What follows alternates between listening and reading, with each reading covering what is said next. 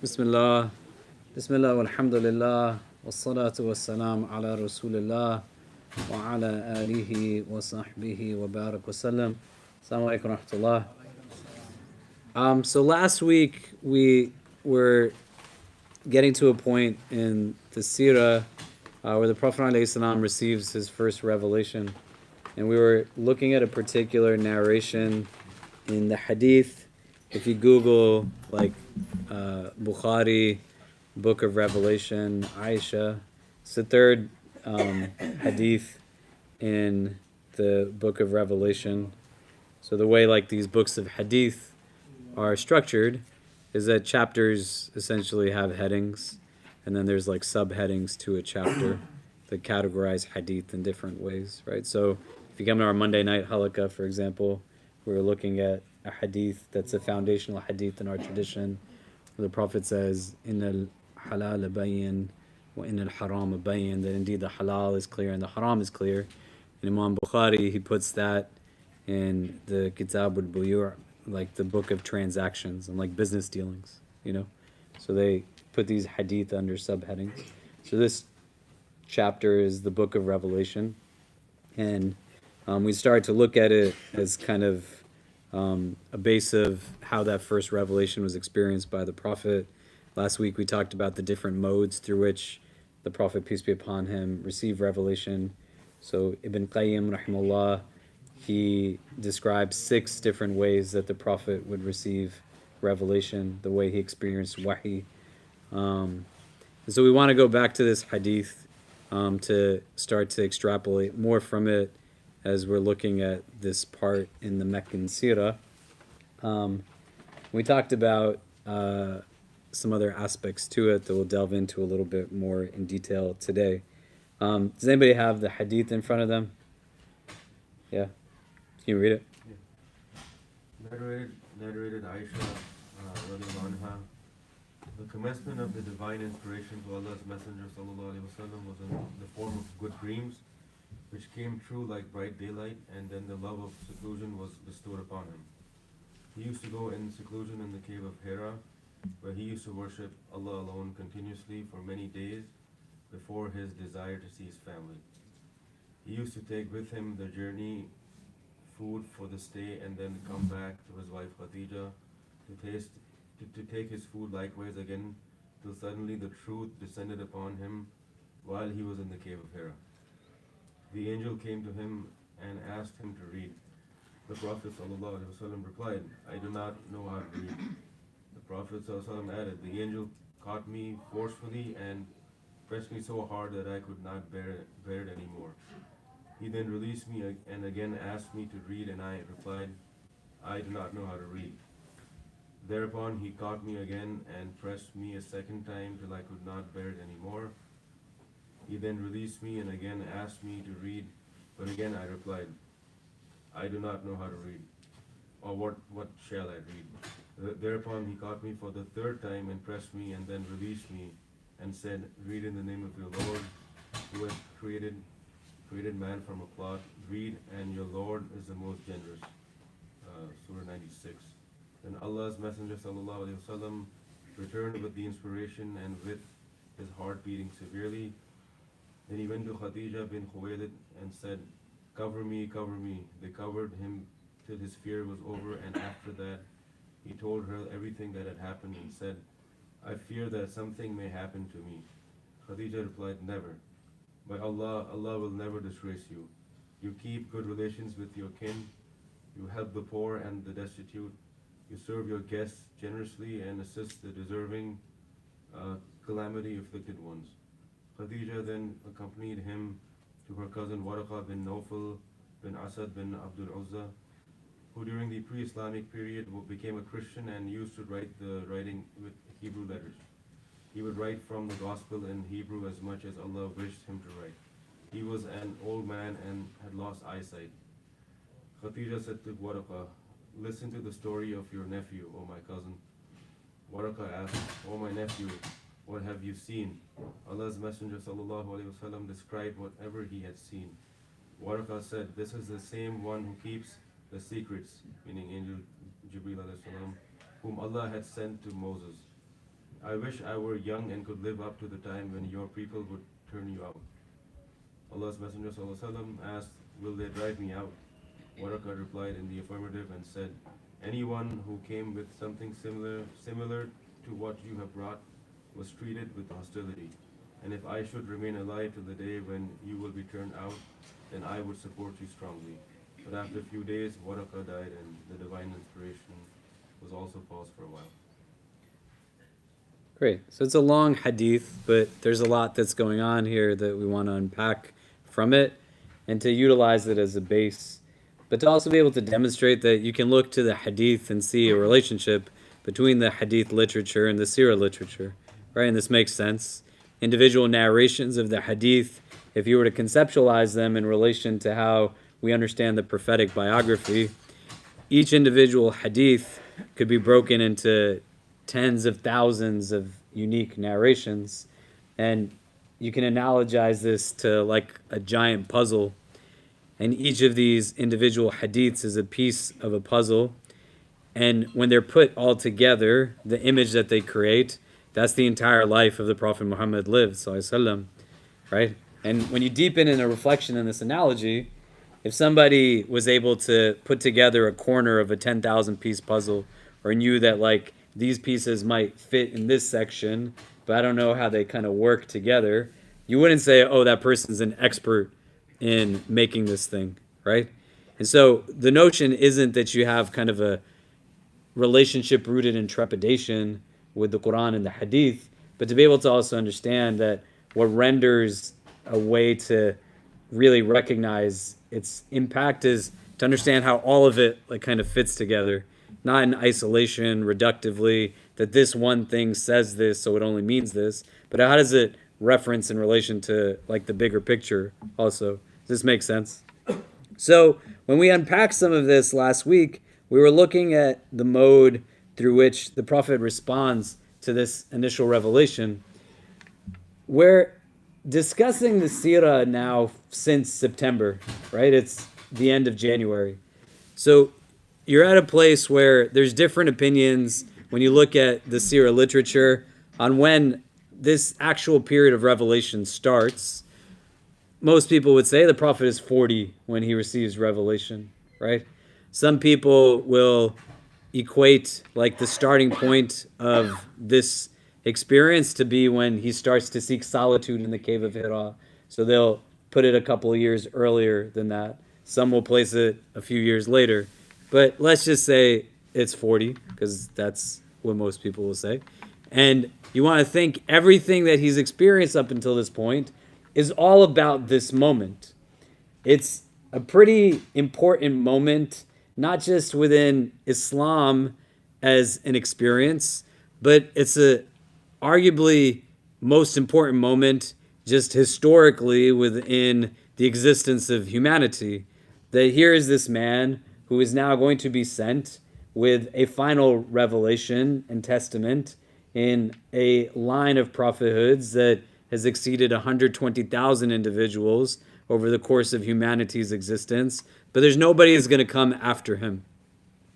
And everything that he's been prepped for, all of the things we talked about leading into this, he's a shepherd, he loses his father before he's born, his mother at a young age, his marriage to his wife, the experiences of like wars and conflicts and traveling to all these different places and his merchanthood, whatever else, all of it is now to get him ready for this moment. And the experience in and of itself is one where, as he is engaged the angel Gabriel, that he gets plagued by doubt. He doesn't know what it is that he's actually going through. Why we want to understand hadith in relation to each other, there's other hadith that describe what it's like for the Prophet to meet the angel Gabriel in this moment. Because we said last week, of the 6 ways that wahi came, one was that the Prophet would engage the angel in his true form. And you have narrations that describe what it was like for the Prophet to experience the angel in his true form. That His wings just filled the horizons. Wherever he looked, to the right and to the left, it was just the angel Gabriel, a truly massive creature. The Hadith describes him as kind of having his feet on the ground, but still being lifted in the air towards the angel. You want to extrapolate from some of it now a little deeper what we were talking about last week, right? That there's difficulty that the Prophet experiences. He's being squeezed by the angel. But the Hadith mentions explicitly that after the angel squeezes him, he also releases him. And then there's, after that moment of release, like a squeezing again. Why is this important to understand? A lot of us are in a place where when things happen that are momentous, they're impactful, they push us in all different directions, we don't really take time to breathe. Allah has only meaning to everything in His plan. He's the most wise of those who have wisdom. In His preparation of His last messenger to receive revelation, understands principally also that where there's pressure is being placed, it's very deliberate and purposeful, the pause that comes in between each of the squeezings. That there's a moment of reprieve. There has to be rest before there's now taking on the next kind of challenging, kind of striking experience. And after that one, there's also a pause. There's a moment of rest. If not for the rest, the ability to take on what is the next kind of pressured squeezing, it would have been that much more difficult. Because what if there was no pause? It was just continuous. It wasn't three separate instances. It was just one long moment of overt pressure that the Prophet went through. It arguably could have had different consequences. Because it's not, hey, I'm sitting down and there's an angelic experience. He doesn't know what this creature is. The idea that he goes through these 6 months of true visions that we talked about is also a preparation. Because you can imagine, if you had a dream, you've ever had this experience, and you have this kind of deja vu, hey, I think I dreamt this before, right? It's something that people have at different times. If that happened to you for a week straight, it's one thing. If it happens to you for 6 months straight, you're going to get to a place where you have a recognition that there's something going on here, right? There's a preparation that potentially you could deduce, but fundamentally you know, like something's about to happen. There's indication from our tradition that this was something that also other prophets of God went through. Prior to their experiences of revelation and Nubuwah, that they also had experiences where there were true visions and true dreams leading into some of what it was that they were about to have, similar to the Prophet Muhammad, peace be upon him. The Prophet is the strongest of all of creation. You got to have a different strength to be able to engage in this kind of thing. To be in a place where he has normal human emotions that we're going to talk about in a little bit. But embedded within this is the idea that when you have this pressure mode, something is molding you to reach your potential best, you still got to have some time to just breathe and take a pause in the midst of it. It can't be that you're running from one stress to the next stress to the next stress to the next stress. There has to be an opportunity of rest that allows for you to then digest and literally breathe in the moment. If you had somebody just squeeze you as strong as you could, right? My son is 8, my daughter is 11. I'll ask them sometimes from the time they're little, like, squeeze my hands as hard as you can. My son, he'll come and I'll say, like, you can squeeze me as hard as you want, and as long as I can do it to you, right? Or I'll say things to him. They're like ridiculous sometimes, right? Somebody reminded me the other day, I was telling people that I sat down with Medina and Kareem once, and I said, like, why do you need eyebrows? Like, what do they really do for you? And they said, I don't know. So I was like, let me just shave your eyebrows off. And they said, no, Baba, you cannot shave our eyebrows off. And I said, why? Like, you can't tell me what they're about. Like, why do you need them? So I said to my kids, like jokingly, like, you can punch me as long as I can hit you back as hard as possible too. And they were like, no, like, this is not something we're gonna do. So I said, let me try to squeeze you, and you squeeze me. And as they're getting older, we still have fun with our kids, alhamdulillah, right? And you should also, inshallah, Allah blesses you with children, or you already have been blessed with children. You want to still like laugh with your kids and play with your kids, regardless of how old that they get. And so you can imagine my 8-year-old, if you've seen him, if I held him and just like squeezed him as hard as I could. And in the midst of doing that, I also asked him to do something that he doesn't have the ability to do. Not that he doesn't have the desire or in the moment he's incapacitated. In our tradition, the Prophet, we're taught, as someone who's not able to read or write. So as he's being pressured, he's also being asked to do something. Ma'ana biqari, I'm not able to read. Like, that's just something he can't do. That moment of rest, that pause, is like still divinely guided planning, you know? The same way last week when we talked about the cave of Hira, and we said, you know, Jazakallah khair, very eloquently, like, where is your cave? You also have to think, sometimes you're not going to be able to get to the cave. So how do you still, in the midst of the stresses, have moments of pause and rest? Because if you're just running on pure adrenaline, like, there's an advantage to it. I work with a lot of survivors of abuse. May Allah make things easy for them. All of the emotions that we have are given to us by the divine. They all serve a purpose. You can't think simplistically about emotions and say some are good and some are bad, right?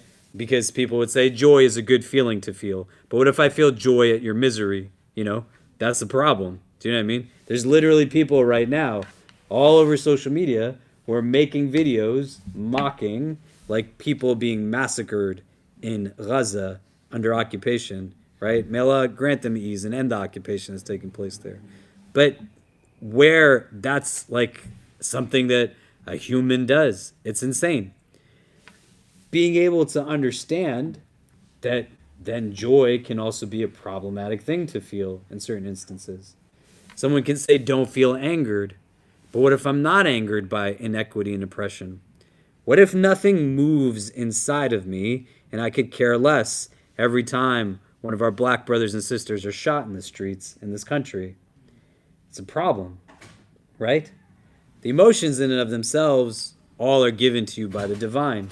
If you were to understand what's problematic, probably the responses, the reactions to the emotions are problematic. But fundamentally what emotions are, they're data points. They're telling us a little bit about ourselves.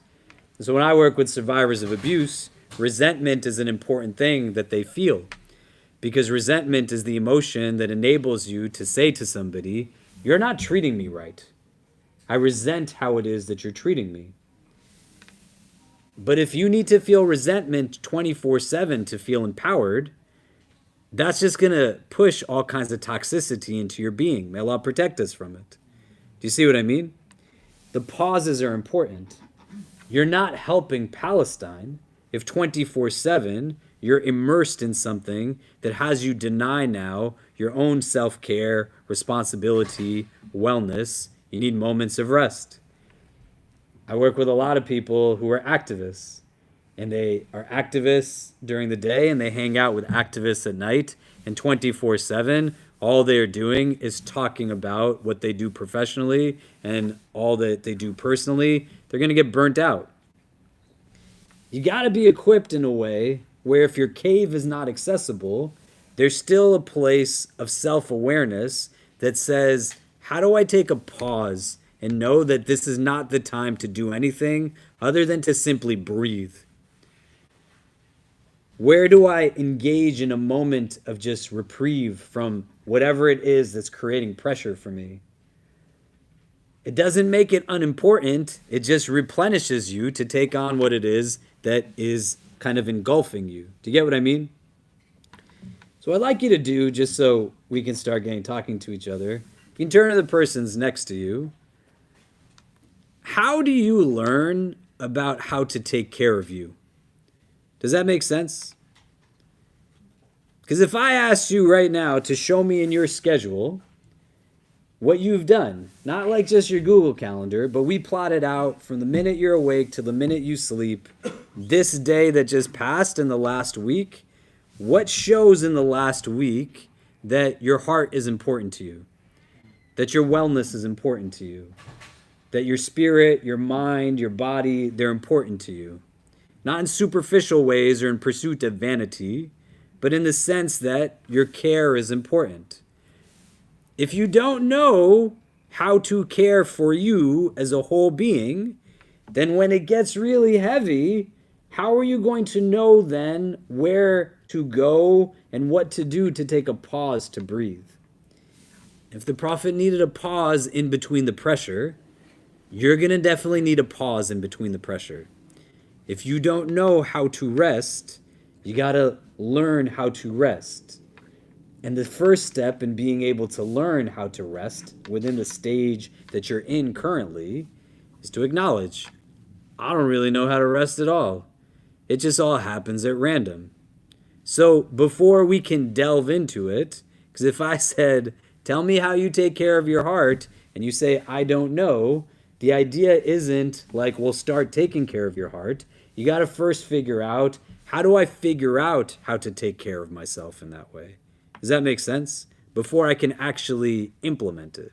So you can turn to the persons next to you, right? There's not a right or a wrong here, but we kind of, in a brain trust, problem solve communally. How does one begin to determine what it is that they need for their overall self-care? When the world gets heavy, like what do they do that doesn't pursue complacency, right? We're meant to be people of rida, contentment. So that smoke that you smoke is just about losing consciousness for a moment. It's not going to help. Reality will still slap you in the face, right? We're not talking about what numbs us. We're talking about what replenishes us, right? How do you begin to learn what are the things that are replenishing for you, the things that allow for you to take a pause? And then the second thing, why is it so hard? Why is it so hard for people to rest?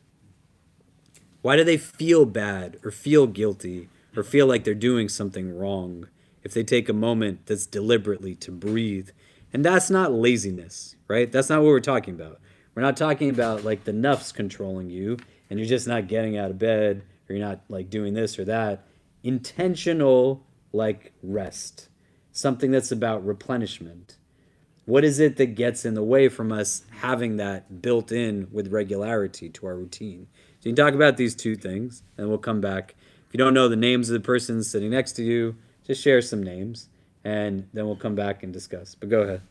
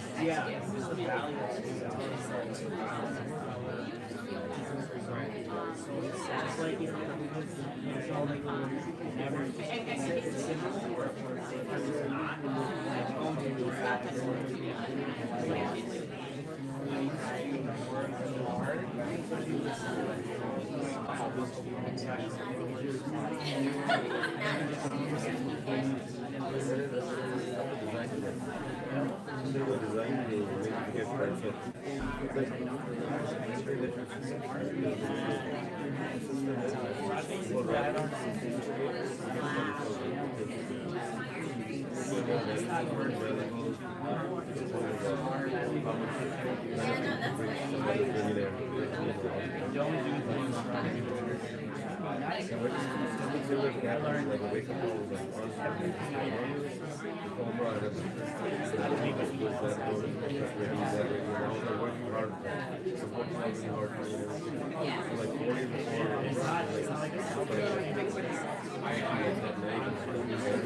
my body cramped. Like I was the day before I was I actually called the ground engineers and then I knew I could make it. I was like, really, like, upset. Like, I was like, make it. And then like Yaki was like, do it. It's fine. Do it. My brother knows I know do whatever you can to 5% of people that I just like. I mean, I was saying like, even before like before I just got there and alhamdulillah it worked out. But the first thing I was like, yeah, I need to work. Whatever I was, like,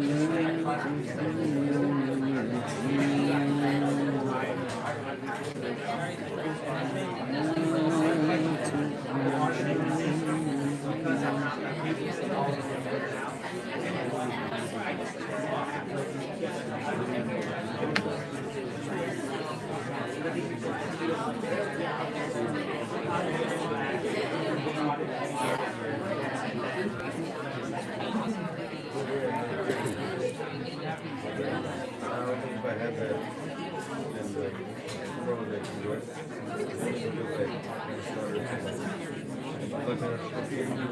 basically.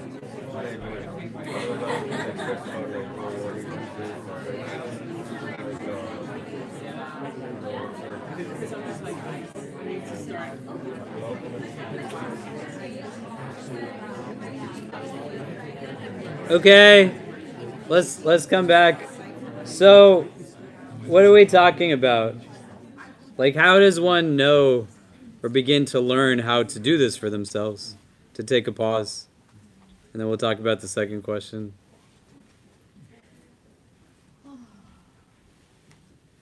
Anybody? What do we discuss? Yeah. So, talking to my brother here, my buddy, I was giving an example that I learned through the hard way because I didn't used to take care of myself. Like, let's give an example, like I was in college or grad school, like when you're just obsessed with the end result and chasing the carrot, you know, I was like stuffing my face with chicken tenders at like 9 o'clock at night and whatnot. You know what I mean? You're not eating healthy, you're not working out, you're just like sitting in the library. I told my buddy that I had a friend who told me, you know, you work hard, but you need to learn how to work smart. And I didn't understand what he meant until like I was unsuccessful in what I was doing. And then when I started the journey again, I started taking care of myself and working smart. And that was taking care of myself, like doing little things like eating healthier or making time for things. Like I would have never done this in college. I would have never took time to leave the library to come sit in a room like this. So it's like little things like this. Yeah. So, yeah. There's a hadith where the Prophet ﷺ, he says, "Inna lillahi ta'ala aniyatan min ahli al-ard, wa aniyatu rabbikum qulubi ibadihi salihin, ahabbuha alyanuha wa arakuha." That inna lillahi ta'ala aniyatan min ahli al-ard, that indeed for Allah there are vessels amongst the people of the earth. وَآنِيَةُ رَبِّكُمْ قُلُوبِ عِبَادِهِ الصَّالِحِينَ, and the vessels of your Lord are the hearts of his righteous servants. أَحَبُّهَا أَلْيَانُهَا وَأَرَقُّهَا, he loves the ones that are most lean and most soft, right? And أَلْيَانُهَا is like light, but it's not light in the sense like a light in the ceiling. That lightness that the heart is being described through is one where when somebody gives you feedback, you're willing to take it. Like somebody gives you advice, they give you criticism, they give you insight. And so one of the key variables in this anecdote is there's a friend who's telling you that you're not being who you're supposed to be, and you need to figure some of this out. We're going to see this as we go through the rest of this hadith, that this is an important thing that's going to keep coming up. The Prophet has people in his life that he cares about so much that he's willing to listen to them because he knows that they care about him in that way too. One of the ways you can learn how to take care of you is by surrounding yourself with people who are going to help you remember that you're being other than who you are. And they can get you to a place where your self-care is important enough to them that they're willing to help you say, this is what you need to do to reclaim your balance and your contentment. Does that make sense? Right? Because you've lived with yourself all of your life, but emotional intelligence is built off of many buckets, and one of the buckets that it's built upon is that I don't know everything about myself. And when the Hadith says that we're meant to be mirrors to one another, I'm willing to actually have someone who can help me see how I contribute to the dynamic that I am stuck in and immersed in. That doesn't mean I'm the cause of all my problems, but I have to know that I'm important enough to actually take care of myself well. Does that make sense? Right? So you think about, like, what's the feedback? You know, when people, God speaks instruction to us in a lot of different ways. Sometimes the people who are our closest friends and family members, they're the worst people to get advice and support from because they love us so much. They become too solution-oriented, and they're not validating and affirming what it is that we're feeling and experiencing. Do you get what I mean? Right?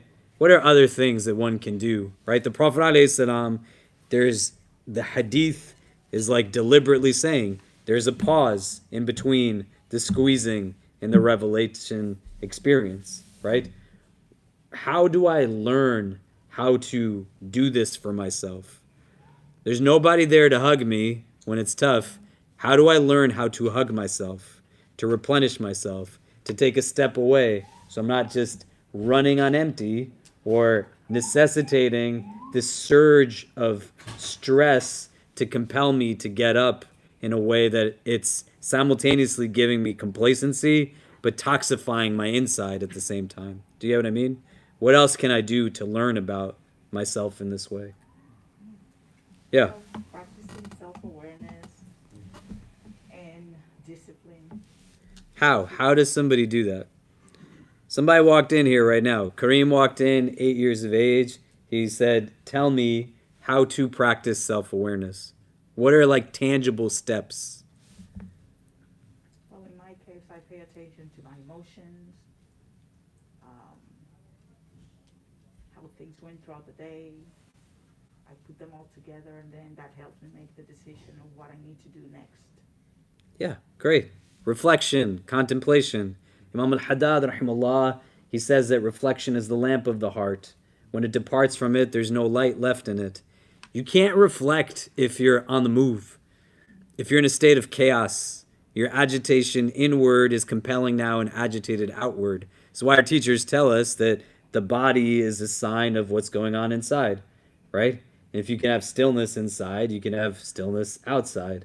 Then you have hadith and stories of the Sahaba where they have like literal arrows in their body, and their prayer is an oasis. It's an actual kind of commune with God that brings rest to them.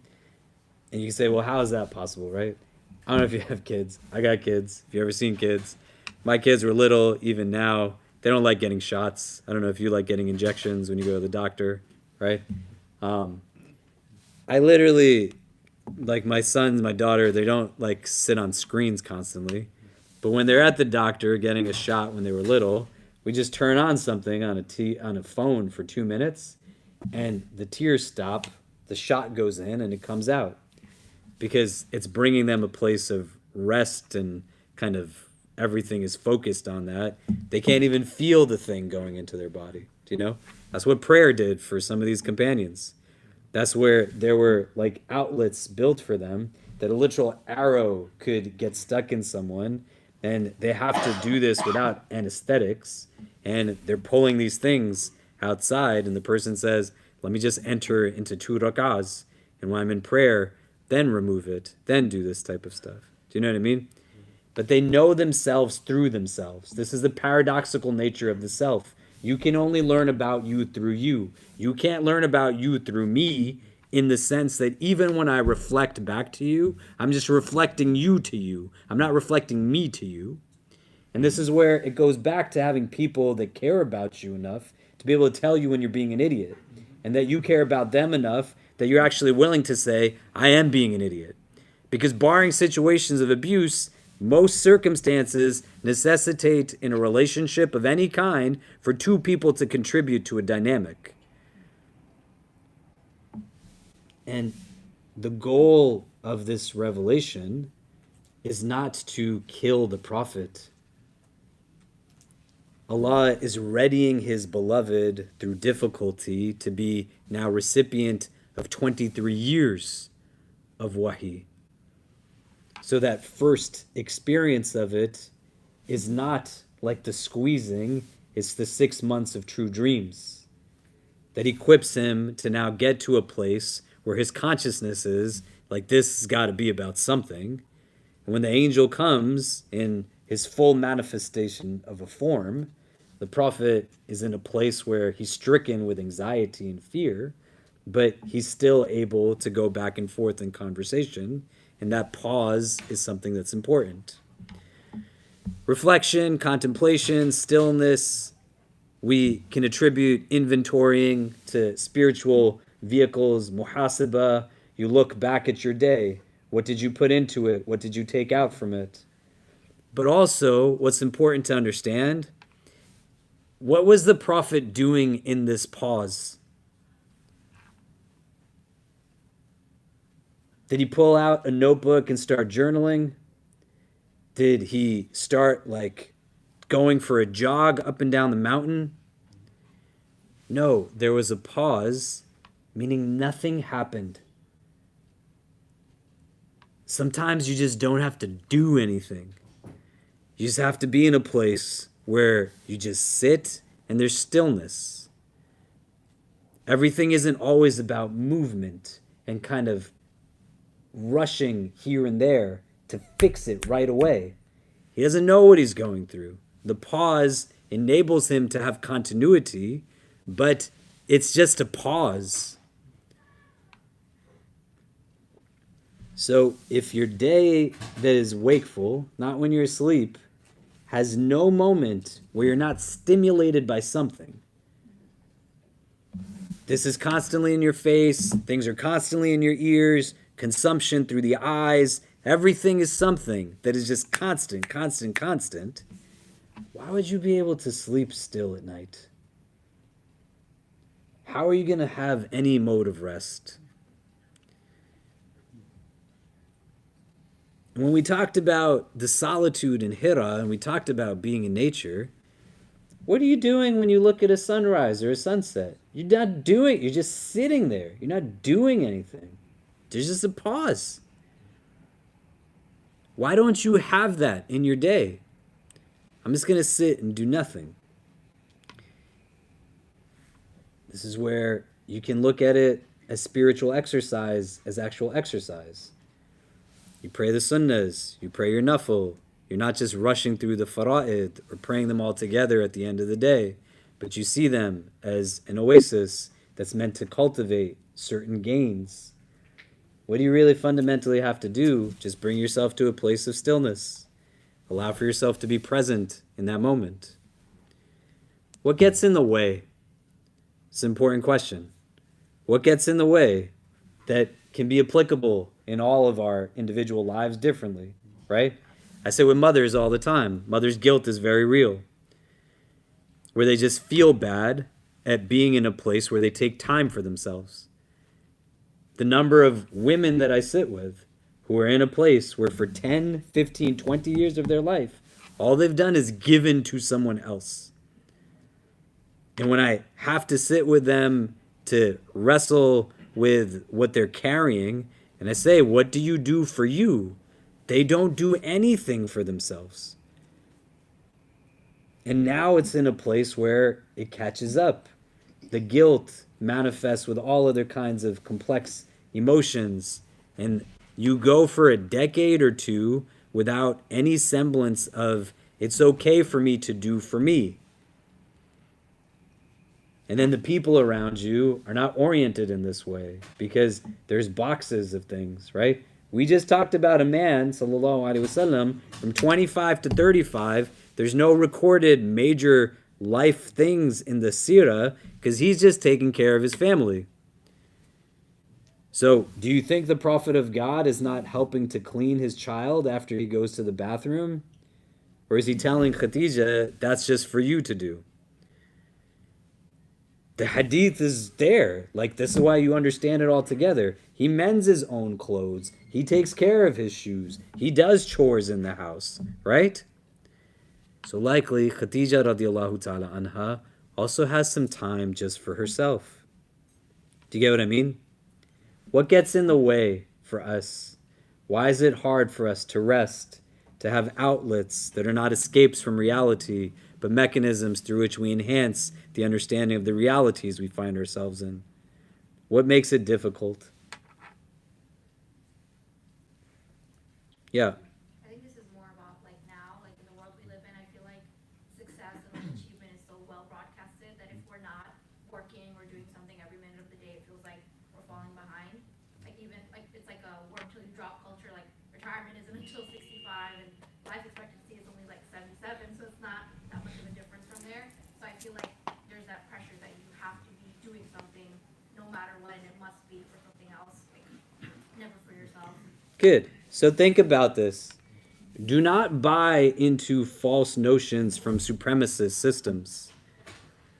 Everyone who works hard does not get the entitlement of an American dream. The majority of people in this country are not uber wealthy. The majority of people in this country do not have the luxury of millions of dollars, let alone tens and hundreds of thousands of dollars. A good number of people live paycheck to paycheck. Many don't have any health care, let alone adequate health care. You can't buy into notions that are rooted in a core belief that is a system that's purposely built to bamboozle you, to get you to believe that your wellness and goodness is rooted in the pursuit of what is materialistic. Your Prophet voluntarily chose poverty, sallallahu alaihi wasallam. Are you going to say that because he didn't choose the route of a king, that there's something lacking in him? So why rest is not there is because you don't think it's more important than busyness. You haven't incentivized the benefit of rest in your life. And you think it's more worth it to gain what will come from living in hecticness and chaos, rather than being bold enough to ask a question that says, how much is actually enough? Why do I really need all this stuff? What's it going to really do for me at the end of the day? Rich people can be happy, but rich people can also be unhappy. The source of contentment is not this thing. You can disagree with it. It can offer you comfort and convenience, but it's not going to bring you contentment. So step number one of what gets in the way is not necessarily outward, but it's inward. Why am I wired the way that I'm wired? Why do I believe the things that I believe? Why am I chasing after this kind of set of principles that were built by systems that were purposely constructed to hold people like me down? To have this false notion and ideal that says like, hey, just give up the best years of your life, and then maybe you're going to also get a lot of like money too, right? But then at the end of it, you're going to have regret. Why didn't I spend time with people that I love? Why didn't I live like a more authentic version of myself? Why did I work so hard? Like, why? Think about elders in your life who towards the end of their life, bodies are hurting, relationships are broken, anxiety is just overwhelmed. They don't know how to retire because the only thing that they've ever done is work.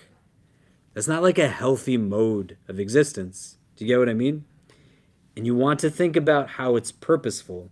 If you can get minority populations to buy into, consciously or unconsciously, the pursuit of whiteness as an aspiration, then you're going to seek validation and give up so much that you should not be giving up in exchange for gaining what exactly?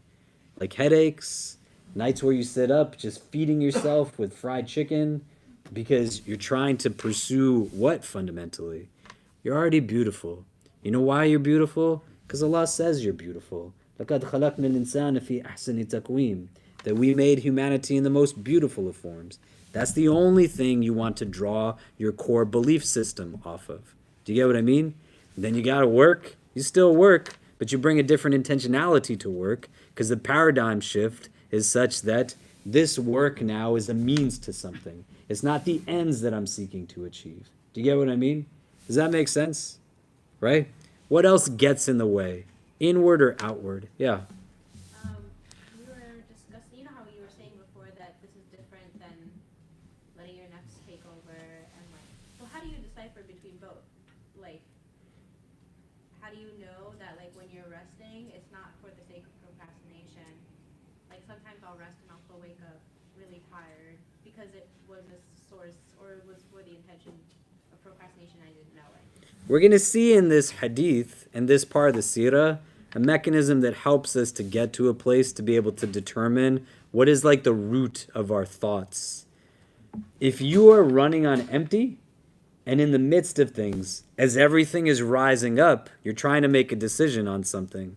The Prophet goes through this traumatic experience. It's heavy, but he's not naming anything as he's going through it. He goes through like agitation. Well, you can look at the Hadith, the Arabic and the English of it. The translation that Anwar read is pretty good. But he goes into the home, says to Khadija radiallahu ta'ala anha, right? Zambiluni, zambiluni, cover me, cloak me. And the Hadith says, like word by word, that he is cloaked and covered until the fear is gone from him. Why is that important? He's not speaking out of the fear. It subsides. He gathers himself. He rests. Then he lets out everything. She doesn't say a word at that point. She's just absorbing, holding, carrying. And then the words that she says, if you really read them, they're some of the most beautiful words you will ever read in your life. And we're going to do that in 10 minutes. But if you try to name the thought as you're experiencing the thought, shaitan is going to get you and the nafs is going to win. You have to be patient enough and not so hasty to say, as it's rising up, I immediately need to know what it is. Then there's no opportunity for learning. That's just my nafs telling me that I got to name it now. Otherwise, it's just not going to work. Some of you have wrestled with decisions about major things in your life for months, if not years. The number of people I sit with who are trying to figure out, should I marry this person? And I'm sitting with them, and they're like, every day, all day, this is what I think about. I'm like, great, how long have you been thinking about it? It's been this many months, it's been this many years. Allah make it easy. I'll say, well then, you probably aren't going to figure it out by tomorrow morning, right? And they're like, no. They're like, then go do something you enjoy tonight. Why are you banging your head against the wall again and again and again? It's not going to magically figure itself out by tomorrow morning. But you're now in this place where as you're immersed in it, you're trying to make sense of it. The Prophet doesn't know what he just went through. And he's not giving in to the inclination of seeking to name it in the immediate so that it now casts perspective. You have a very powerful tool, which is your mind. And your self-talk can render your mind to believe anything. So you can be the most intelligent person in the world, but because you tell yourself all the time you're stupid, you're going to believe you're stupid. Do you get what I mean? You could be fully capable of accomplishment, but since the world around you has constantly told you that you're not good enough, you're going to have a core belief system that bases your sense of goodness off of how much money do I have, right? I'm not worthy of love. Maybe if I was rich, people would like me. Most people don't pursue careers or marital options or houses or cars out of a pursuit of contentment. They're pursuing it out of a core belief structure that says, if I don't have X, it means that I'm not a good person. And that comes from all these bombardments of dunya, supremacy, structural racisms, colonization, slavery, generational traumas, all of these kinds of things. So if you're stuck in that, and while you're stuck in it, and you're running inwardly and outwardly, and you try to name it, you're not going to be able to decipher it. But if you rest, you take a few days, a little bit of time, and then when you're back to a place of balance, you try to think out, why did I do what I did? Where was that thought coming from? Where was that feeling coming from? The Prophet Muhammad, peace be upon him, his emotional recovery time is remarkable. We're going to talk about Taif when we get to that part of the Sira, a place where he gets abused. His wife, Aisha radiallahu ta'ala anha, asks him, what's the most difficult day in your life? He doesn't say, Aisha, we don't complain about things. Taif is hard. He leaves the town where the chieftains have commanded the children and servants to run him out. And he turns to the heavens, asking Allah, have you forsaken me? And then the angel presents himself. You command me to do so. I'm the angel of the mountains that surrounds the city. I'll crush these people. The Prophet says, no, let them be. Perhaps the generations will come after. They will understand. If you're a brown person sitting in this room, you come from like the Indian subcontinent, the people of Taif are the ones that bring Islam to a part of the world called Sindh. Right? The generations out of the Prophet's mercy that come up, they're the ones that bring Islam to this place. But he was able to instantaneously go back to the default of compassion and mercy. That comes from all of these things equipping an inside that allows for it, but also these experiences that he has with good people that he surrounds himself with, enabling him to in crisis mode to process it well. Do you get what I mean? So how do you know? I would argue you do have the capacity to know, but it might not be at the time that you're trying to figure it out. And if you don't have the mechanisms for rest that physically, emotionally, mentally, spiritually replenish you, so that the version of yourself that looks back to it enables you to think with that kind of rejuvenation, then you're going to be second guessing yourself all the time. What's lacking is not the decision making, but the state when you make the decision lacks confidence. So you always look back and say, did I do it right? There's doubt that interjects itself. Does that make sense? Right? So you find the space and the time, the people to self-express with. Some of you have sat with me in my office. Some of you have not. Some of you sat with me in my home. I want all of you to come over at some point. Don't come all at the same time. But we have opportunities to understand from some of this. You need objective spaces of self-expression. Your spiritual heart has capacity. And when you're in your own head, you're running around with thoughts 1,000 per minute. You put it out there in an objective space so you can begin to think about what it is that you're thinking about and allow for you to decipher and detangle. And then somebody who cares about you can just say back to you what you're saying to them because they're listening empathetically. So you can say, that's not actually what I think. Or I didn't realize that that's what it was that was going on. Do you get what I mean? A friend who could tell you, hey, moron, stop eating chicken tenders every night, right? With honey mustard. With honey mustard. As good as it tastes, you're killing yourself, dude, right? Your 80-year-old self is going to hate your 20-year-old self. You get what I mean? Righteousness in our tradition is not this like antiquated term. When we talk about the Salihin, to do something that is righteous is not just doing something good, but you do what is right at the right time. Because you could do something that's right and it's the completely wrong time. You know? Somebody could be coming in here in a state of distress and you are the Sharia police trying to ban all fitna from prayer areas.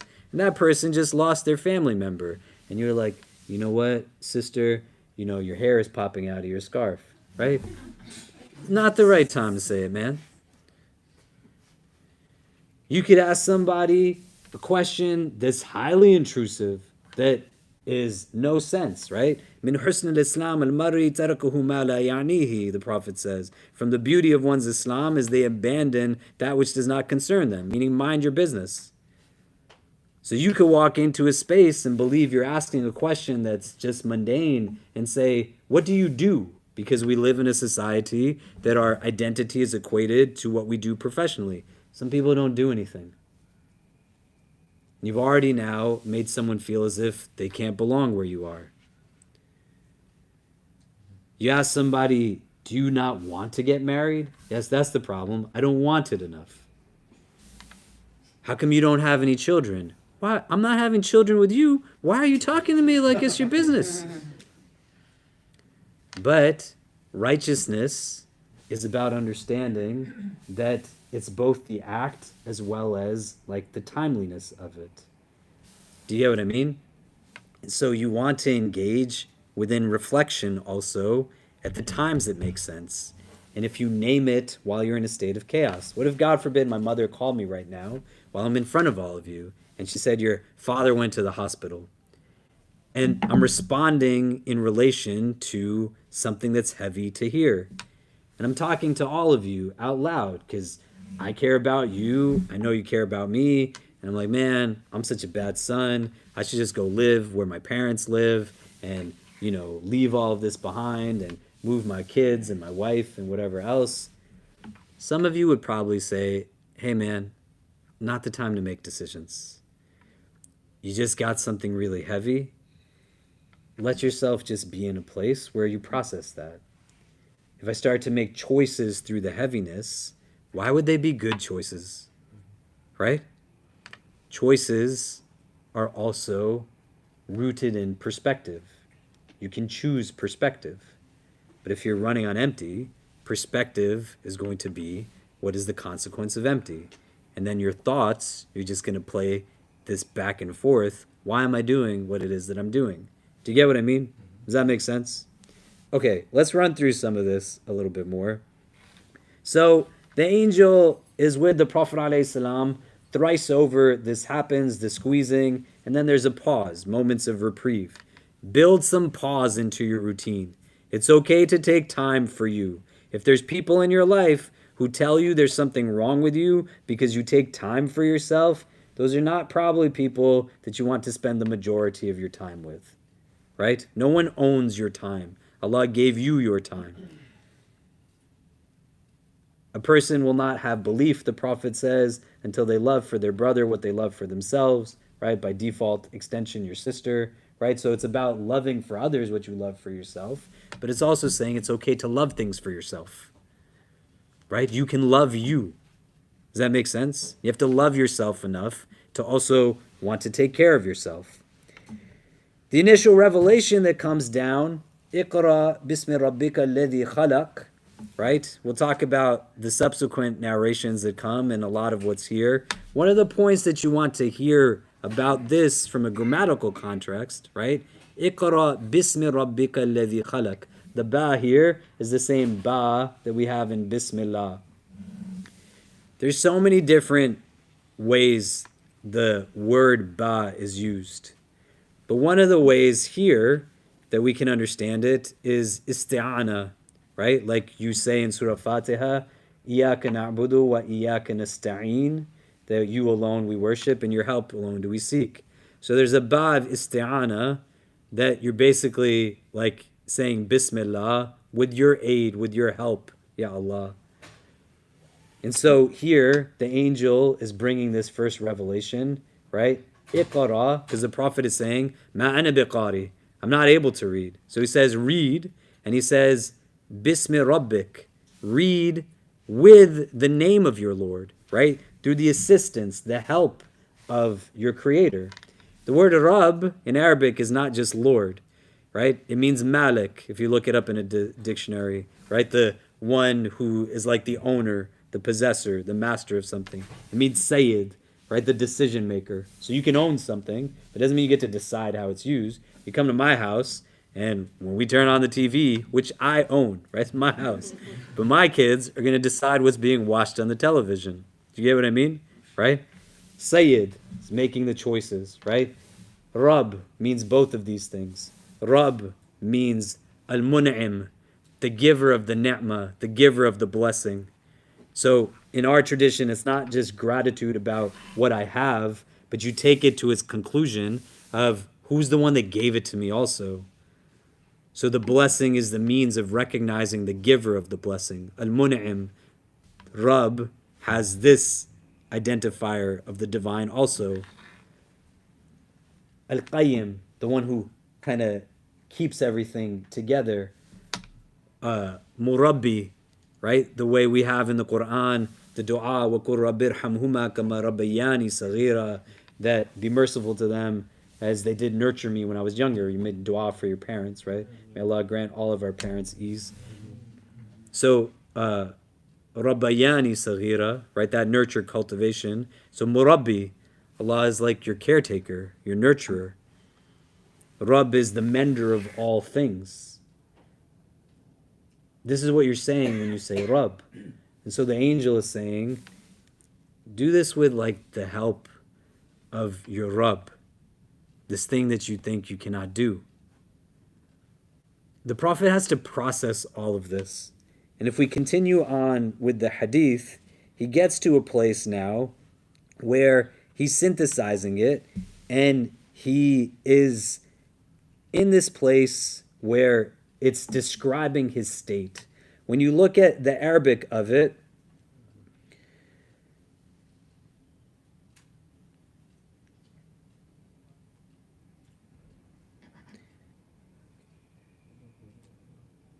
so it says after the verse, فَرَجَعَ بِهَا رَسُولُ اللَّهِ صَلَّى اللَّهُ عَلَيْهِ وَسَلَّمَ يَرْجُفُ فُؤَادُهُ. The fu'ad in Arabic is a layer of the heart. The sadr is the outer layer. So when you read, الَّذِي يُوَسْوِسُ فِي صُدُورِ النَّاسِ in Surah An-Nas, the one like as he whispers into your heart, the sadr is the outer layer. Shaitan doesn't have access to your heart. He's just banging on your chest. That's the sadr.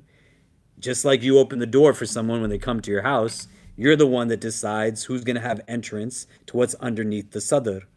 The qalb is the next layer, the spiritual heart. Then within that you have the fu'ad, which we'll talk about in a minute. That's what this hadith is describing, the fu'ad.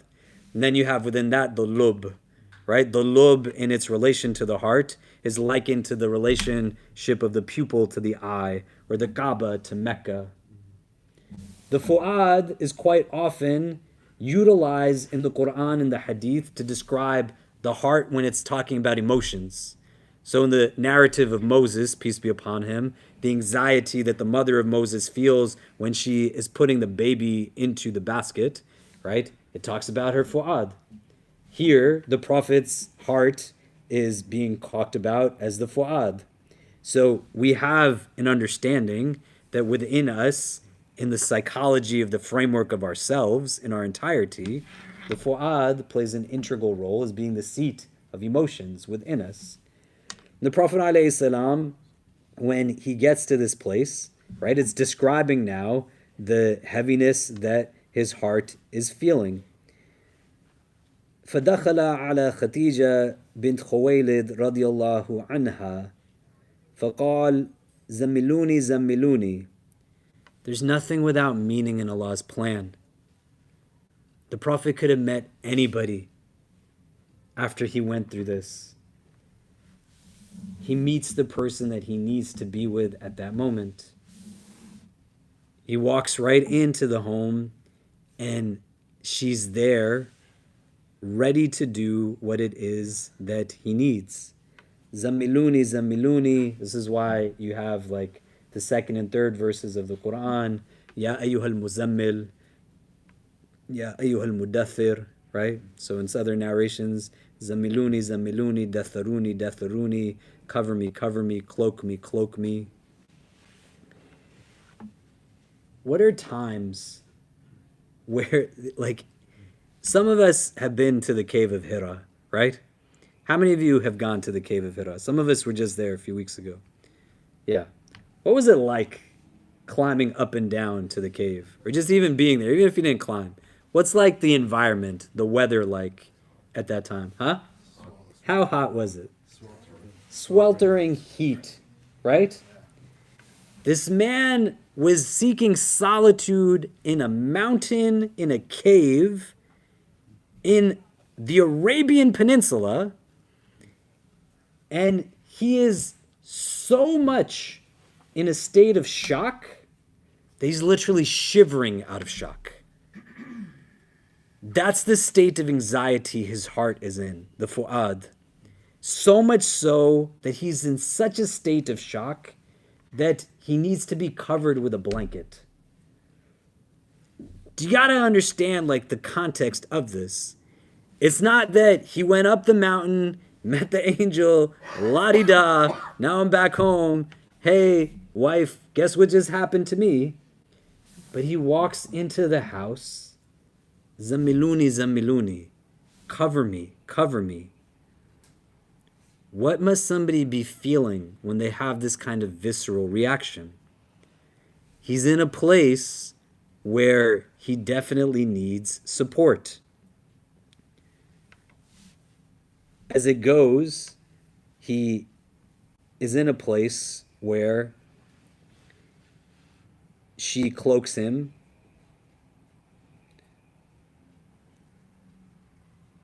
and he then now starts to give her kind of the understanding of what it is that he has gone through.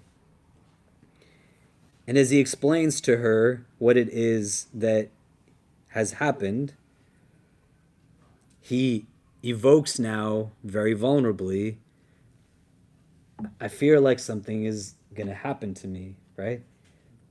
He thinks like he's losing it. He's been possessed by demons and jinns. There's a lot going on. And Khadija radiallahu ta'ala anha, as he says this and she has listened, فَقَالَتْ خَدِيجَةُ كَلَّا, no way. وَاللَّهِ مَا يُخْزِيكَ اللَّهُ أَبَدًا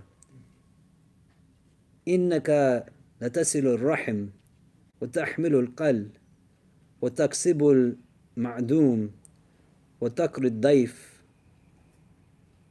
وتعين على نوائب الحق.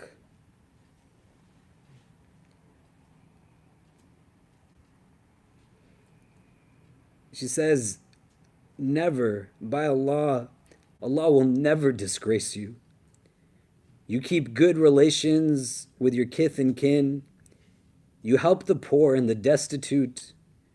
You serve your guests generously and assist the deserving calamity afflicted ones. When you're running on empty, man, the world feels heavy, it's just crumbling, and you go to talk to somebody about just what you're going through, who's talking to you like this? Just affirmation, just support. It's beautiful, her words.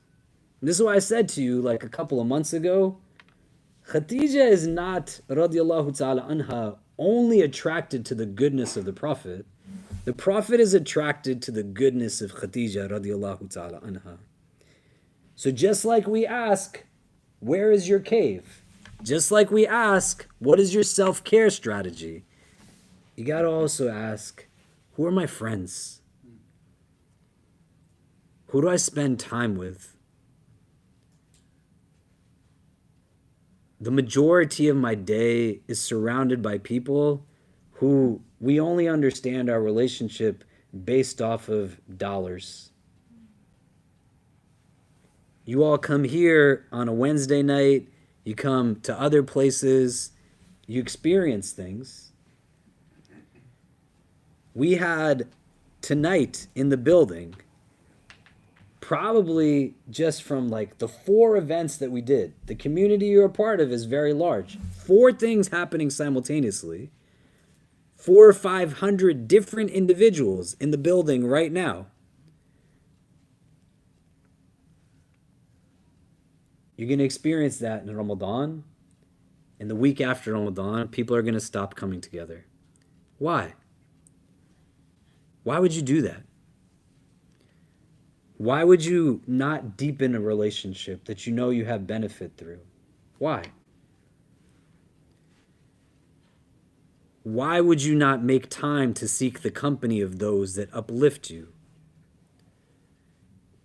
The vulnerability that they have is rooted in friendship.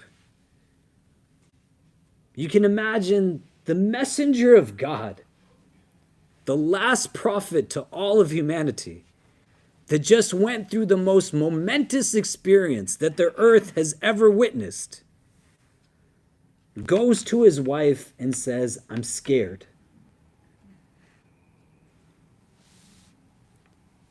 How is it not beautiful, the love that they have for each other? The way that they fundamentally understand one another. The friendship that they have. the companionship that they provide to each other.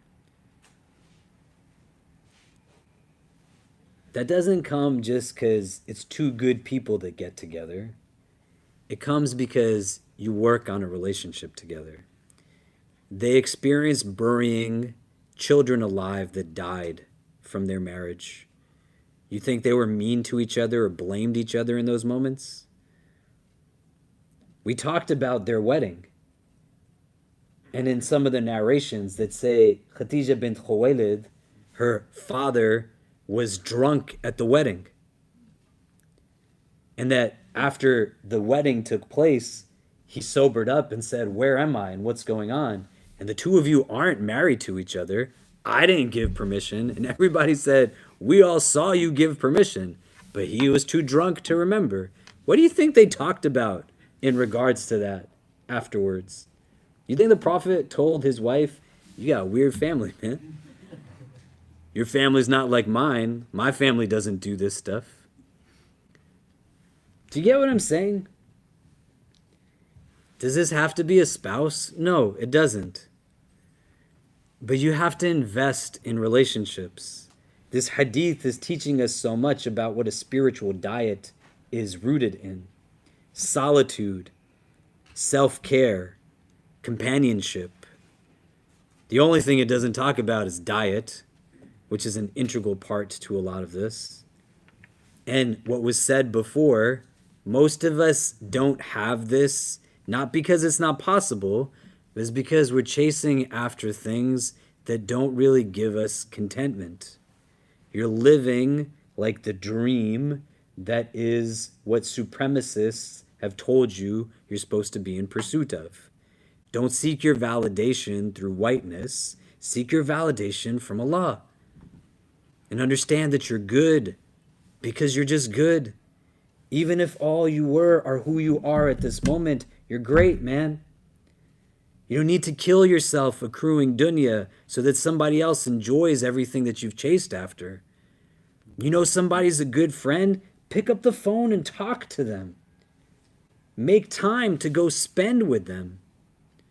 Be in a place where you interact and hang out with them. Do you get what I'm saying? It's not just by chance. They're putting this in. Somebody comes to you and they're crumbling. Don't jump to solve before you affirm. The entire trajectory of prophethood is not rooted in the experience just of the angel giving the first revelation, but everything that comes after and the sense that's made of it comes from how Khadija radiallahu ta'ala anha responds to the Prophet sallallahu alaihi wasallam in that moment. The number of survivors I work with who try to talk to someone about their abuse and then they never open their mouth again because the first person they talked to was the worst person to talk to. Sometimes you don't have to say anything. There was a couple in our community that went through a miscarriage. May Allah grant them ease. And the mother and the husband, the father are friends of mine. The mother I knew for a longer time. And when you have a miscarriage, the fetus, there's not like a janazah and stuff in certain instances. You can bury the fetus if you want. And so we did. And she said, "Can you come and make dua?" And I said, "Of course."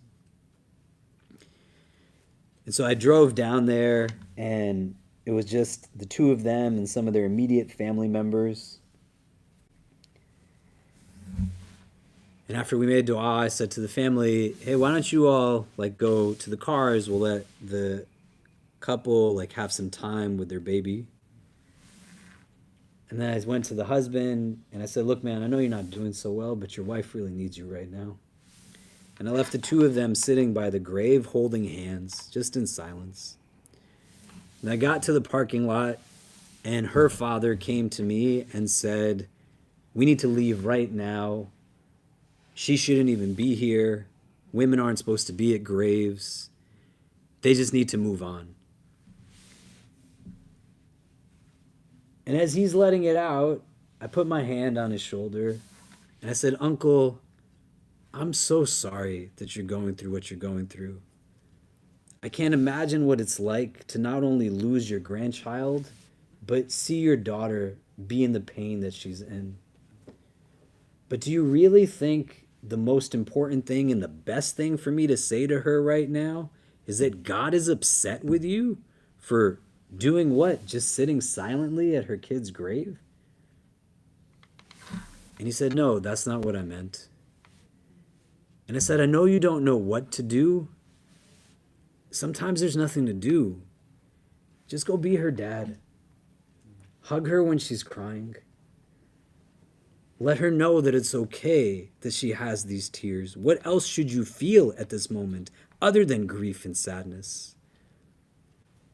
He needed somebody to affirm what he was feeling so he could then in turn affirm what someone else was feeling. Do you get what I mean? If you do not have people like this in your life, it's not because they don't exist. But if you surround yourself solely with people who their primary affiliation to you is just rooted in capitalistic policies and processes, then that's what it's going to be rooted in. But you have a good friend, you have an elder, a teacher, a professor, an advisor, a relative, whoever. Somebody you know that they get you and they provide these types of things. You want to have people who are empathetic in their listening. They're listening to understand, not listening to respond. And at the other end of it, you want to be that for people too. A lot of people got a lot of crap going on in their life. You can't tell people to pray their pain away. It doesn't work that way. Sometimes they just need you to hold what it is that they're holding so they don't have to carry it by themselves. The Prophet lets it out, she holds it, and then she affirms it. And it goes back to the self-care piece. If you are not important enough to you to take care of you, which you are precious enough to take care of yourself, then you attach intentionality of a why. I get up and go to the gym every single day because I love my babies so much. My diet, my engagement of what Sharia tells me, the avoidance of haram. When I get to a place where things come that are difficult for me, I think about each one of you who I care about. And it says, why would I sacrifice a prayer I could make with an attentive heart for people I love for the minimal satisfaction that whatever this is that's in front of me is presenting to me? You can bring intentionality that allows for you to then say, I got to do right by me because I can't take care of other hearts if I'm not taking care of mine. But again, it's also okay to just take care of yours because it's important enough. A lot of you are running heavy because you got all this clutter sitting in your heart, and the only way that you're talking about it is in your head with all kinds of thoughts running around. Why wouldn't you feel the way that you're feeling? Check in on people sometimes. Turn to somebody. It might be awkward in the first time you do it, but just say, like, are you doing okay? You need somebody to talk to? And just listen. You don't have to do anything. I couldn't bring that couple's child back. I couldn't bring that man's grandchild back. But that wasn't the point. They just needed affirmation and validation. The other thing that you have to understand from this is that these are conversations that are happening in real time. If I text that couple, it's not the same as if I get in the car and show up where they are to be with them. Khadija radiallahu anha is standing in front of the Prophet sallallahu alaihi wasallam. As this hadith continues, and they have this affirmation, she goes now to talk to her cousin Waraka bin Nawfal. There's people who are Hanif, right? They're trying their best to practice on what the prophets before were teaching them. They practice monotheism. Waraka was one of these people. There's other narrations that say before Khadija accompanies the prophet to see Waraka, she first goes to talk to Waraka on her own. Why? The state of her husband is that he's shivering out of shock. Is she going to tell him, let's go talk to this person and see what he says and leave it to chance? Or is she going to say, I got to get up and go make sure that when I talk to this man, he's not going to say something that's going to break my husband in this moment of fragility? So she first goes and she talks to her cousin and says everything that she says.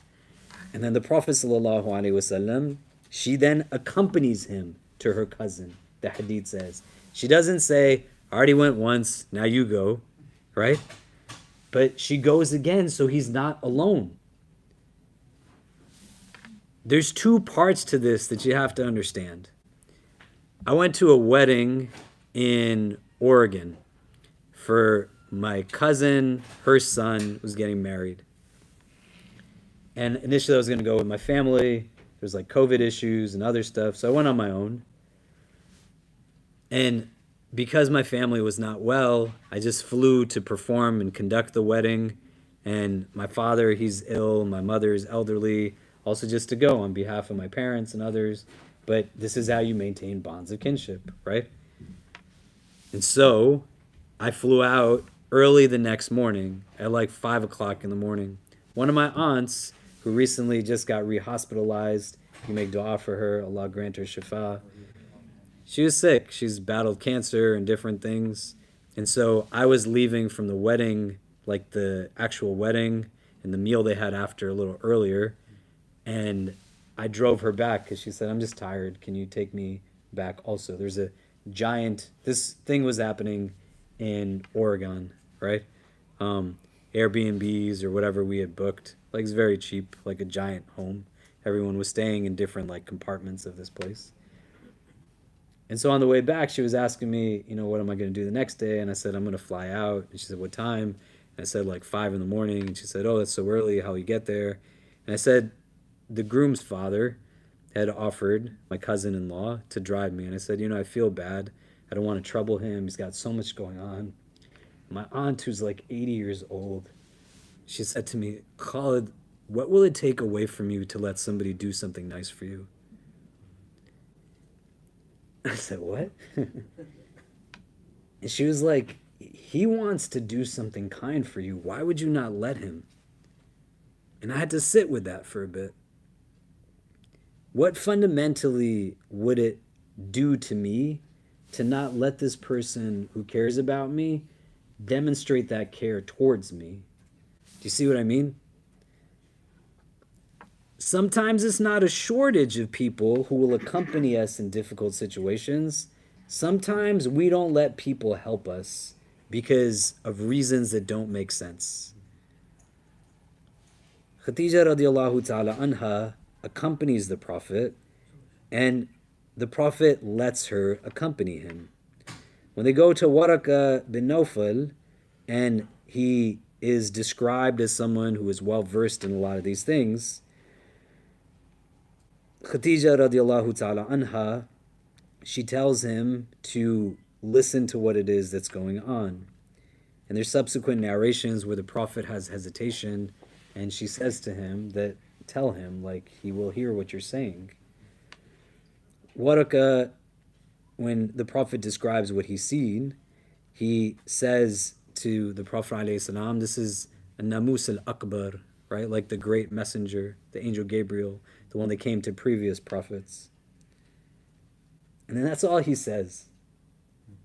There's no explanation deeper than this. I'm just going to run through a few things quickly. Sorry, we're not breaking up for more discussions, but it's just like very matter of fact. So the same way we talked about like loyalty and trust and so many different themes in the prophetic biography, you're going to see conviction come again and again.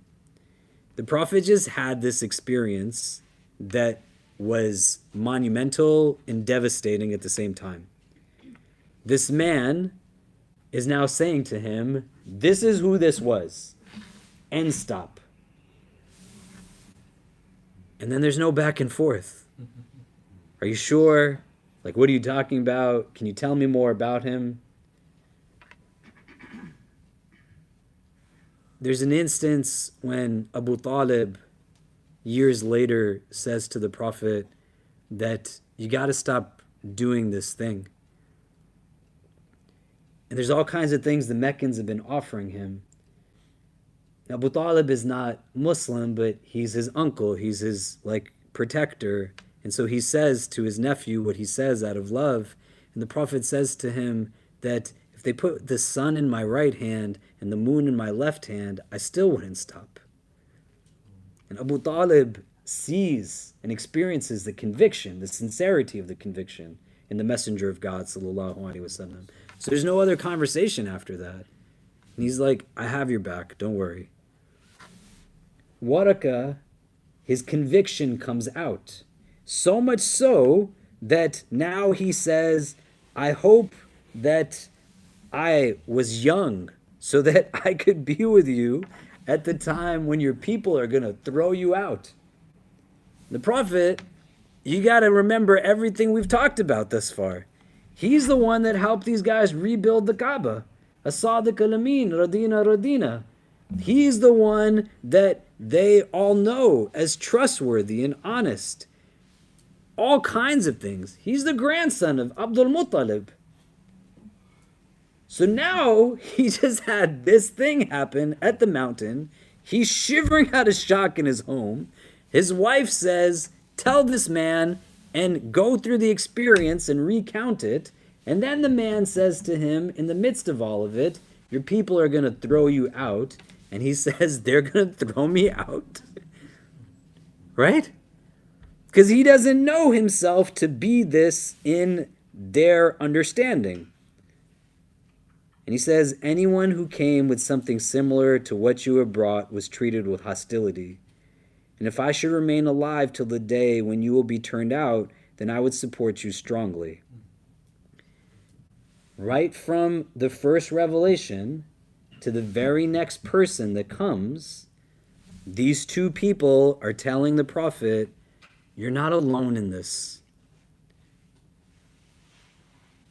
We're here with you.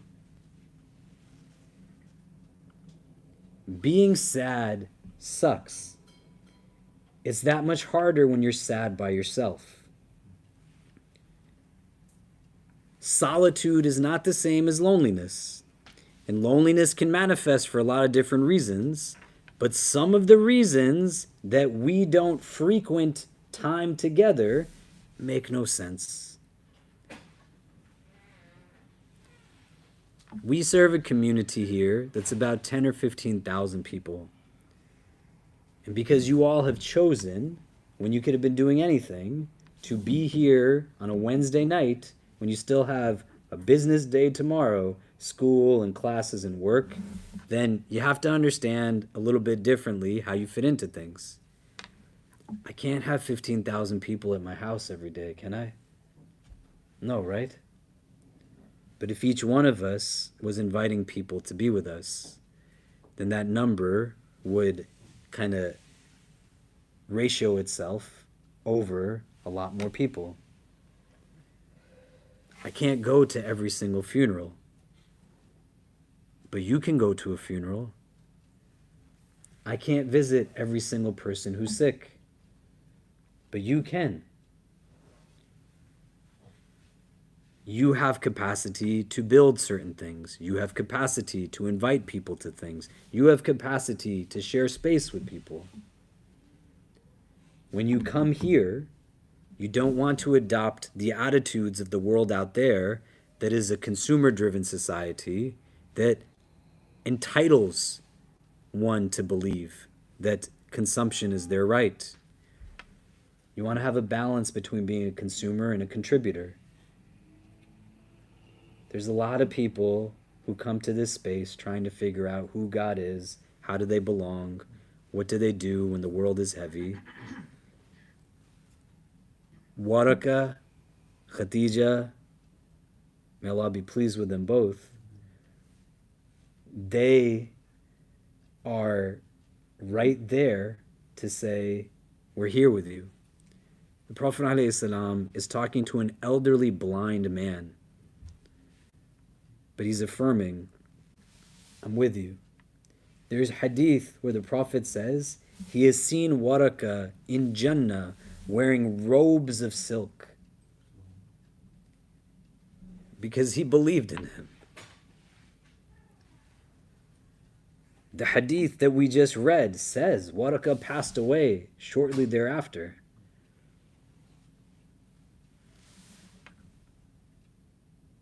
And so you think about this. Your Prophet needed people to support him. You need people to support you.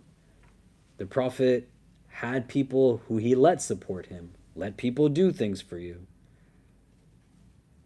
And then play the role of the man who all he did was hear, tell the Prophet, if I was alive, I'd have your back. There's other narrations. The Prophet would go to reflect near the Kaaba, and sometimes, like Waraka, he came at one occasion to still speak to him again. But the poor guy dies. Right? So when you try to think, who do I want to be like the man who the Prophet saw him in robes of silk in Jannah, that he's like there to support somebody. From here, the Prophet ﷺ is in a place where there's like a pause in wahi for a bit. And we'll pick up on some of that in the coming week.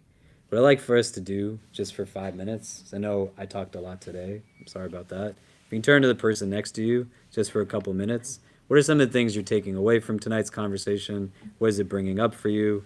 Then we'll come back and discuss, and then we'll break for tonight. But go ahead.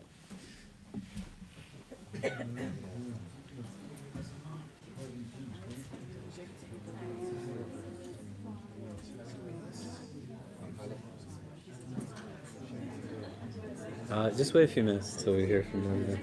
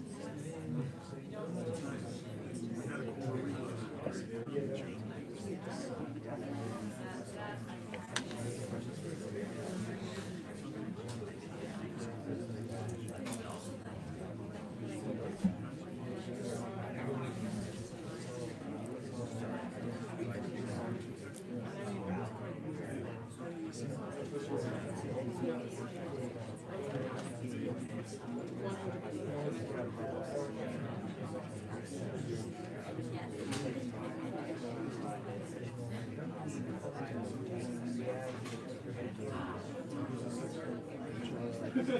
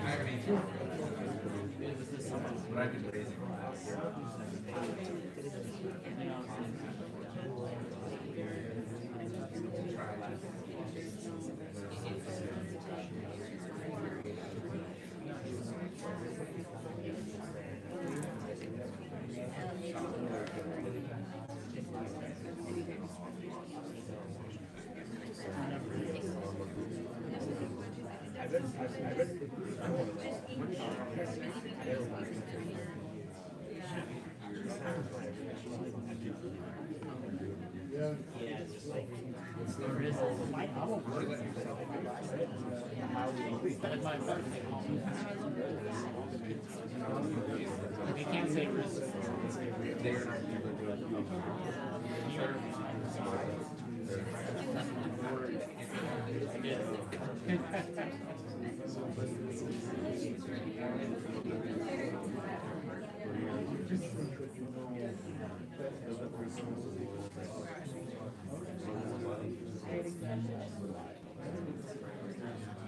This is my mom here.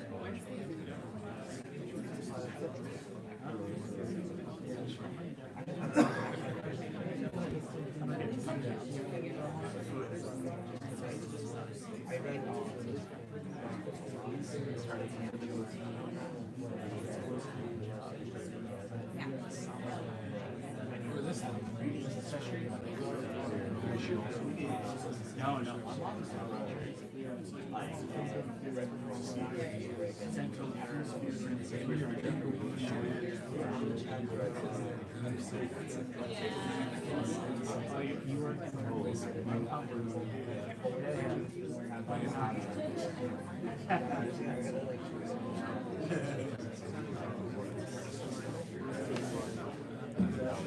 Okay, so what are some of the things we're taking away from today's conversation? Some of the things that are coming up for everyone as we wrap up. We can get a few people to share with us.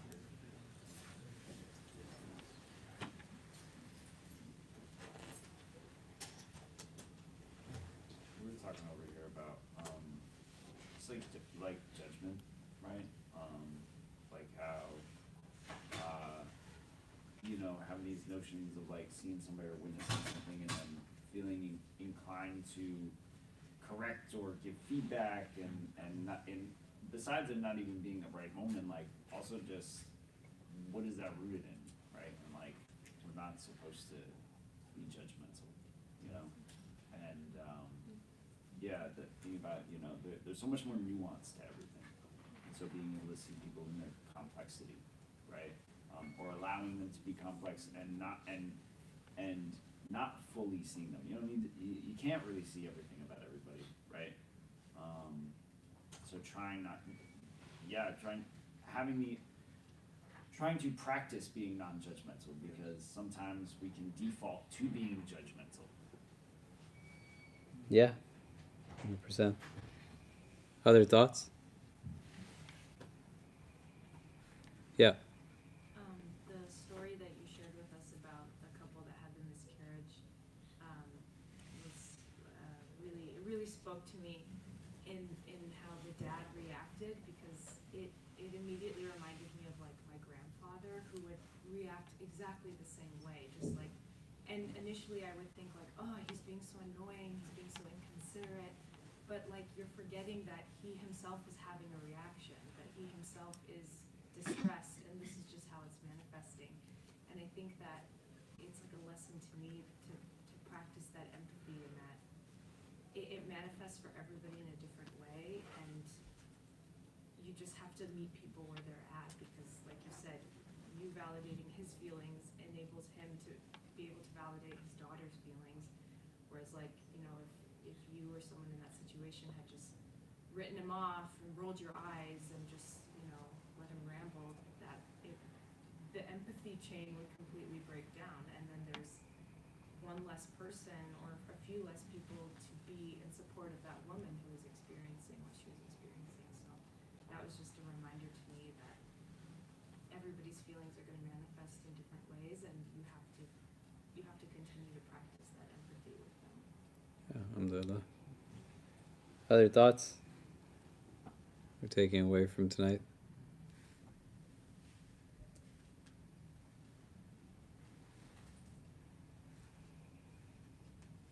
I also love that quote, reflection is the lamp of the heart. Yeah. Yeah, we used to look at the Book of Assistance, and then we changed up classes, and so maybe we'll go back to the Book of Assistance. But yeah, Imam al-Haddad is, amongst many scholars, like a very important scholar in prisms of spirituality. So we used to do a class on Monday nights on the Book of Assistance. Now we're doing the 40 Hadith of Imam Nawawi, but maybe we'll go back to it. Okay, so just a couple of things. For the rest of the week, on Friday, we'll have Jummah and post-Jummah lunch. We normally do fried chicken Fridays here, right? This Friday, our post-Jummah lunch is not going to be fried chicken. It's going to be from a new Palestinian restaurant that's opened in the Bronx, but they only do delivery. So we're trying to help just get the word out on them. So definitely come by on Friday, ready to eat. What part in the Bronx? I don't know. I have the address written somewhere, but I don't know off the top of my head. Yeah, but they operate out of a ghost kitchen. Right. Yeah. So they're working out of a ghost kitchen. So we're trying to just help spread the word. So definitely come ready to eat, inshallah. Friday night, we're gonna be having an open mic with the Muslim Writers Collective that will be done in conjunction with the IC Professionals group, but anybody could go. They did one last month, and I think the room was pretty filled. A few hundred people had come out. If you have questions on it, you can talk to Manaf, who's right here.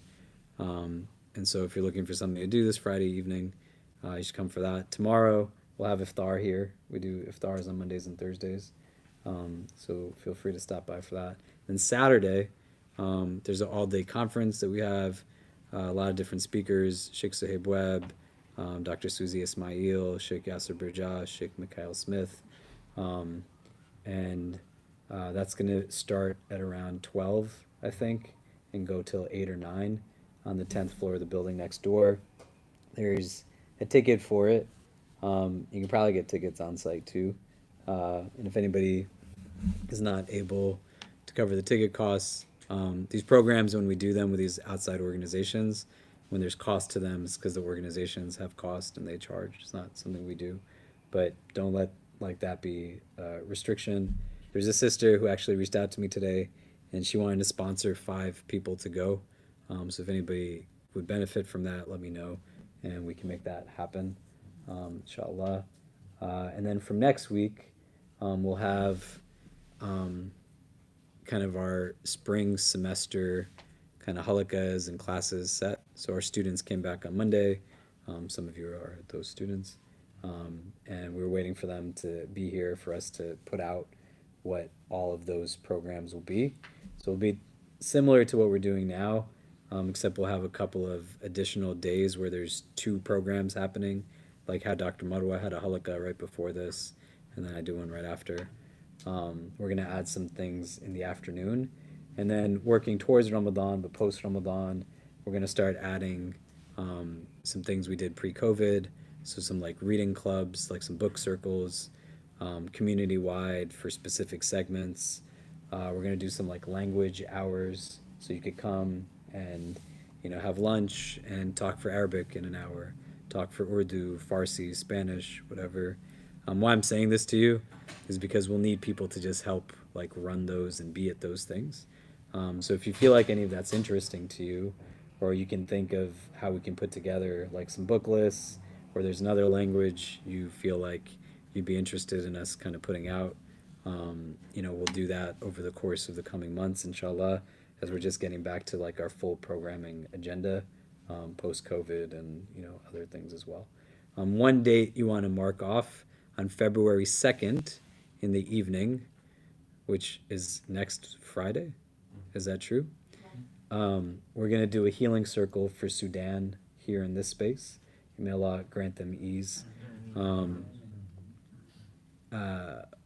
Aside from the severity of the conflict that's taking place in Sudan, like most conflicts, the vastness and largeness of our community has many members of our community who have lost loved ones, those who are stuck amidst the violence, those who have sought asylum in other countries and are trying to get back on their feet. So just try to mark off February 2nd in the evening to be here. We'll make dua together. We'll offer a space for our sisters and brothers to express what they're carrying, and we can hold some of it with them. That'll be on the 2nd in the evening, inshallah. And then other things that we have, we'll put out on the email list as well. Is there anything I'm forgetting that anybody wants to announce or let people know about? Do you have your postcards outside? I do, I have them in the room.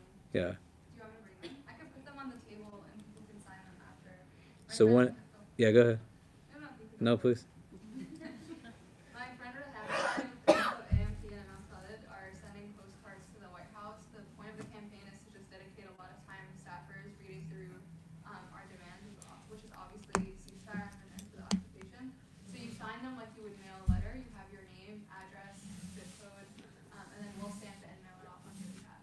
So I'll leave some right there and you can grab them after. And we've already gotten a bunch of these signed, right? Around close to 500. Yeah. We want to start mailing them when we have a batch of like 1,000 plus. Yeah, so please sign one of those if you can. So let's take a pause here. Somebody had asked me like about books on the Sira. You want to lift your book up? So this is one that you can get by Martin Lings. Chapters are really small. A lot of it is just a direct translation of some of the earlier Sira texts. There's also a really good one. A friend of mine, his name is Miraj Muhyiddin.